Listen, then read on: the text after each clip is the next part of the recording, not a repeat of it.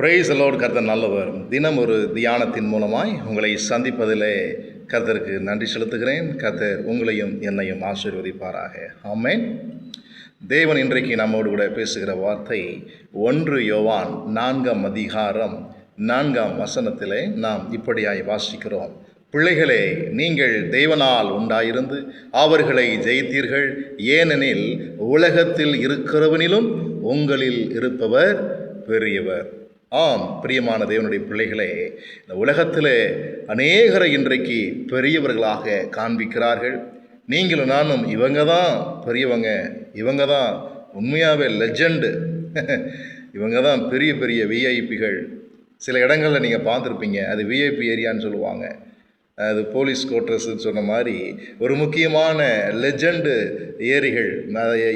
ஏரியாக்கள், அந்த சரவுண்டு, அதாவது என்ன சொல்லுவாங்க, சென்னையில் இந்த நடிகர்களுக்காக, செலிப்ரிட்டிகளுக்காக ஒரு சின்ன இந்த கிராமம்னு சொல்கிறாங்க, சாலி கிராமம்.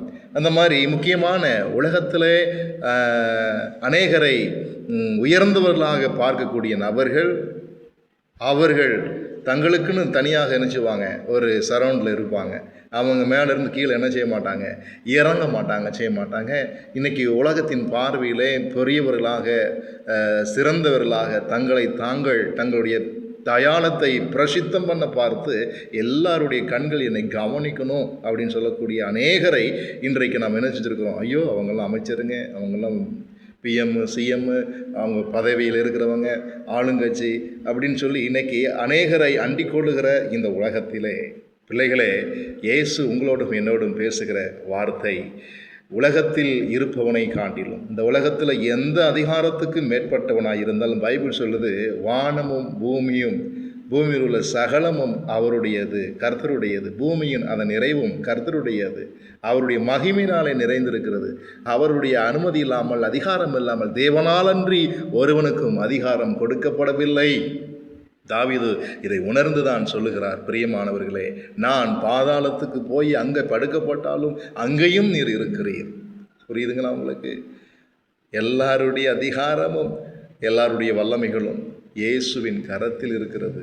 அவர் தான் எல்லாவற்றையும் என்ன செய்கிறார், எல்லாவற்றாலும் நிரப்புகிறார். பிரியமானவர்களே, யோவான் இன்னைக்கு நமக்கு கற்றுக் கொடுக்குற பாடம் என்ன? பிள்ளைகளே, இந்த உலகத்தில் நீங்கள் எது அசைக்க முடியாத சொத்து, அழியாத நிரந்தரமான காரியம்னு நீங்கள் நினச்சி இந்த உலகத்தின் பின்னே ஓடிக்கொண்டு இருக்கிறார்களோ, உலகத்தின் மக்களுக்கு நீங்கள் உதவி செய்து கொண்டிருக்கிறீங்க. எப்படிப்பட்ட உதவி? அவர்களை உயர்ந்தவர்களாக, மனிதர்களை தெய்வங்களாக, சிருஷ்டிகளை தெய்வங்களாக பாவித்து கொண்டிருக்கிற இந்த காலகட்டங்களிலே உங்கள் நம்பிக்கை அதன் மேலும், விசுவாசம் அதன் மேலும் இருக்கிறபடினாலே இன்றைக்கு ஆவியானவர் உங்களோடும் என்னோடு பேசுகிறது. உங்களுக்குள் இருப்பவர் பெரியவர் என்பதை முதலாவது நீங்கள் புரிந்து கொள்ளுங்கள். நீங்களே தேவனுடைய ஆலயம், அவருடைய ஆவியானவர் உங்களுக்குள் வாசமாக இருக்கிறார் என்று நீங்கள் அறியீர்களா? நீங்கள் யாருன்னு தெரிஞ்சுக்கோங்க. மற்றவங்களே உயர்த்தவங்க, பெரியவங்க நினச்சிட்டு இருக்காதீங்க. உங்கள் தாழ்வு மனப்பான்மை எடுத்து போடுங்க. இந்த உலகத்தில் நான் தான் என் அழகு, என்னை விட எவனுமே அழகு கிடையாது. ஏன்னா இந்த பெருமை இல்லைங்க, சிலுவையை குறித்த பெருமை. சிலுவையின் நாதர் இயேசு எனக்குள்ளாக இருக்கிறார். அவர் என் பாவங்களை மன்னித்தார், என் அக்கிரமங்களை மன்னித்தார், என் குற்றங்கள் குறைகளை மன்னித்தார், இரத்தத்தினங்களை கழுவி சுத்திகரித்தார். அவருடைய பரிசுத்தம் என்னை பரிசுத்தப்படுத்துகிறது, என்னை சுத்திகரிக்கிறது. நான் நீதிமான், நான் வெளிச்சத்தின் பிள்ளை. இந்த உலகத்துக்கு நான் தான் என் வெளிச்சம், இந்த பூமிக்கு நான் தான் என் உப்பு. அவர் எனக்குள்ளே இருக்கிறதுனால அவருடைய சிறப்பு அம்சம் எனக்குள்ளே இருக்குது. எங்கே என் ஊழியக்காரனோ அங்கே நான் இருக்கிறேன் என்று சொல்லியிருக்கிறார் இல்லையா? நீங்கள் யோசிச்சு பாருங்கள் பிரியமானவர்களே. இயேசு உங்களுக்குள்ளே இருந்தால் இந்த உலகத்தினுடைய தேவைகள் உங்களுக்கு பெருசாக தோணுமா? நீங்கள் அதை குறித்து ஏதாவது நீங்கள் ஃபீல் பண்ணுவீங்களா? கர்த்தர் உங்களோடு கூட இருக்கிறார். கர்த்தருடைய ஆவியானவர் உங்களுக்குள்ளே இருக்கிறார். நான் உன்னை விட்டு விலகுவதும் இல்லை, நான் உன்னை கைவிடுவதும் இல்லை என்று சொல்லியிருக்கிறார். இந்த காலை வேளையில் அந்த பெரிய நம்பிக்கையோடு, தைரியத்தோடு, எனக்குள்ளே இருக்கிறவர் பெரியவரியா, அவருக்கு முன்னாடி அவருடைய சமூகம் எனக்கு முன்னாடி போயிட்டு, அவர் என்ன செய்கிறாரு, எனக்குள்ளே இருக்கிறார், என்னை நடத்துகிறதே அவர் தான்.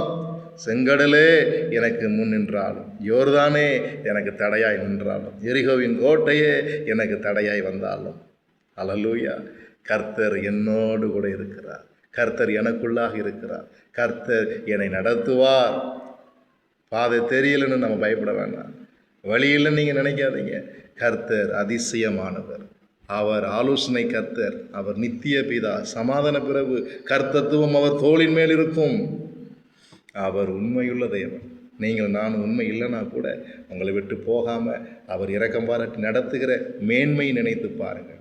அவருடைய அன்புக்கு நீங்கள் அடிமைகளாக இருந்து அவர் எனக்குள்ளாக இருக்கிறார் என்கிற ஒவ்வொரு நாளும் நினைத்து நினைத்து நினைத்து கர்த்தருக்கு நீங்கள் என்ன செய்யணும்? நன்றி சொல்லணும். எண்ணி எண்ணி நான் துதி செய்வேன் எண்ணிலடங்காத நன்மைகளுக்குன்னு சொல்லி பக்தன் பாடுவது போல, பிள்ளைகளே உங்களுக்குள்ளே இருக்கிறவரும் அதை யாருன்னு தெரிஞ்சுக்கோங்க. நீங்கள் தைரியமாக போவீங்க. மோசே மாதிரி ராஜநடையாய் நாங்கள் நடந்து போவோம். அவருடைய சமூகம் எங்களுக்கு முன்பதாக செல்லும்.